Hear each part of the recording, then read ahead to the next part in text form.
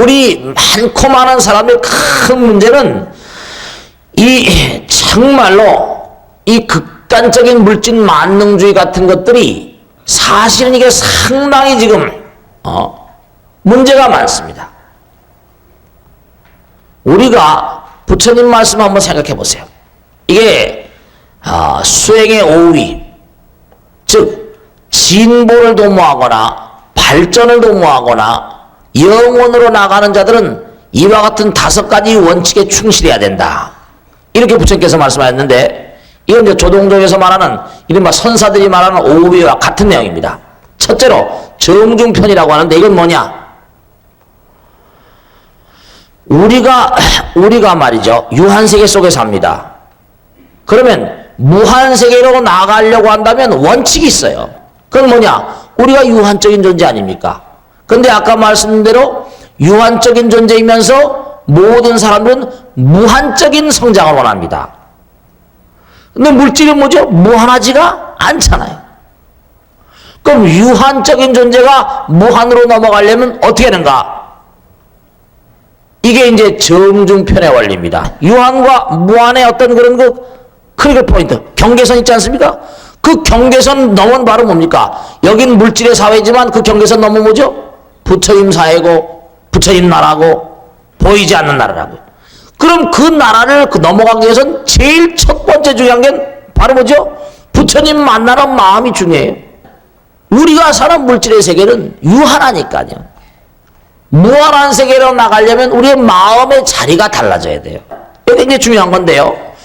관세음보살하는 게 어떤 의미를 갖는다고 생각하십니까? 우리가 현실을 살면서 관세음보살이 무한한 존재고 영원의 존재거든요.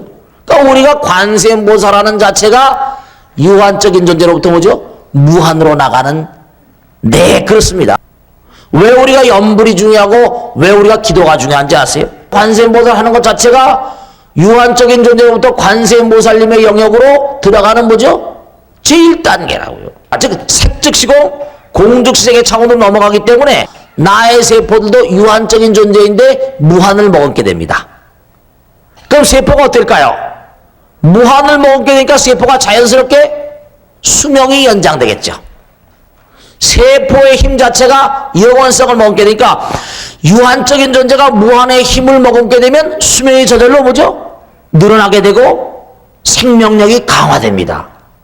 기도라는 것이 굉장히 중요한 이유가 그래서 그래요. 부처님께서 심지어 10년 왕생원이라 간절한 마음으로 10번만 나무함이 탑을 할 것 같으면 극락에 간다는 거예요. 영원의 세계로 넘어간다는 겁니다. 이걸 정중편이라고 합니다. 1단계 발을 정자 가운데 중자 편만하게 돼 편자.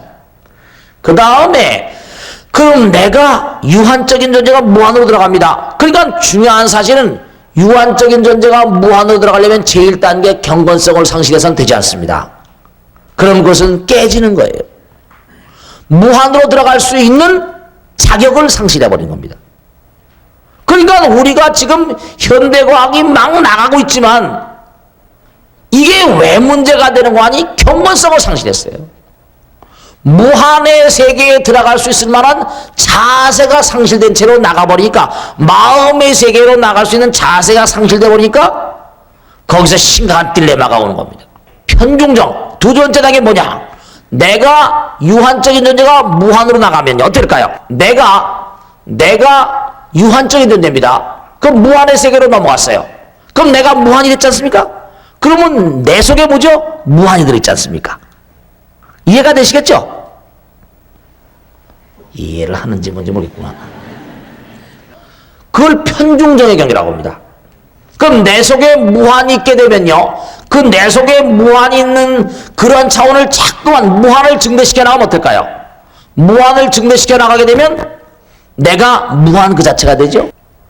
즉 다시 말하면 자꾸만 내가 기도하고 정진하고 자꾸만 하게 되면 이른바 말하면 어떤 경계로 가게 되는 거 아니에요? 어떤 경계? 이걸 세 번째 단계를 정중내라고 합니다. 발을 정자 쓰고 가운데 중자 내. 정중내 경계. 자꾸만 하게 되면 이른바 태풍의 눈과 같은 경계에 들어가게 된다. 하나로 녹아 들어가는. 공의 경계예요. 부처님 경계입니다. 그러면요, 태풍의 눈과 같은 그런 세계에 들어가게 못할까요? 정말로 이것은 부처님 말씀에 따르면은 정말 공과 하나가 되는 경계죠.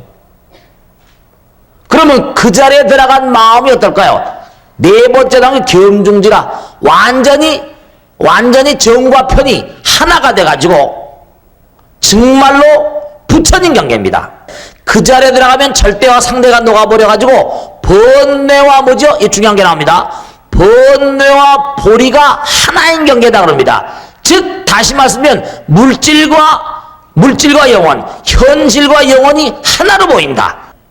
우리가 물질을 다루는 것과 뭔가 기도자가 그 공의 마음, 부처님 마음을 가지고 물질을 다루는 마음이 전혀 차원이 다릅니다.